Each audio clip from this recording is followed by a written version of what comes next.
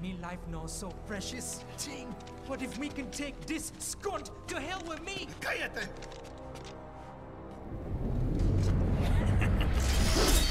That's all I needed to hear. Stop it! Now! I'll kill him, I swear!